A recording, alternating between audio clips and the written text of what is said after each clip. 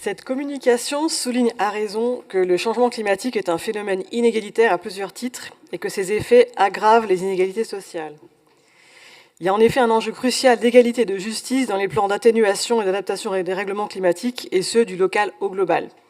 C'est vrai en termes des moyens à mobiliser de leur origine, comme du point de vue des priorités à avoir.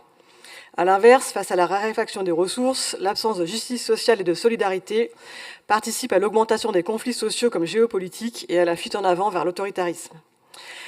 Rappeler cela est l'occasion d'évoquer le projet Fair Future, ou Avenir équitable, mentionné à la fin de la communication. Il vise à développer et tester des mesures d'adaptation pour éviter l'aggravation des inégalités par le changement climatique, avec 4 collectivités partenaires du projet, le Centre-Val de Loire, le Land de Hambourg, les villes de Zagreb et de Thessalonique. Pour le Centre-Val de Loire, c'est le quartier de Tabellion à Vernouillet, qui est l'objet d'un grand projet de rénovation urbaine, et qui sera le lieu d'expérimentation dans un processus participatif. On sait en effet que le changement climatique va encore creuser les inégalités. Les vagues de chaleur ne sont pas vécues de la même façon par toute la population, ça a été dit un peu déjà. Quand on a moins accès à la nature, quand on vit dans un logement exigu et mal isolé, quand on exerce un métier pénible, quand on est sans domicile fixe, alors les épisodes de canicule qui vont continuer à se multiplier constituent une double peine. Ce sont les populations les moins responsables du réchauffement climatique qui en pâtissent le plus en France et dans le monde. Les travaux du laboratoire de recherche CITER, en collaboration avec des associations et habitants impliqués du quartier Sanissas de Tours, loin des idées reçues, montrent l'existence d'une écologie populaire pratiquée quotidiennement.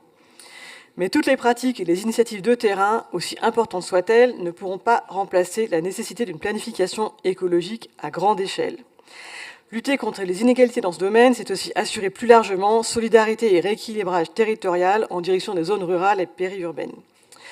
Le droit du travail va devoir lui aussi s'adapter. Il a commencé à évoluer récemment avec une adaptation possible des horaires ou la mise à disposition d'eau. Mais pour le moment, le Code du travail ne fixe toujours aucun seuil de chaleur pour autoriser ou non le travail, alors que les dangers pour la santé sont établis. Certains s'arrêtent au coût immédiat de l'adaptation et de l'atténuation et reculent en conséquence sur la planification écologique pourtant urgente à tous les niveaux. Monsieur Schlesinger en parlait, c'est bien, l'affaire, c'est mieux. C'est en effet le raisonnement à courte vue des gouvernements macronistes successifs, déjà partie prenante de l'augmentation des inégalités d'une manière générale.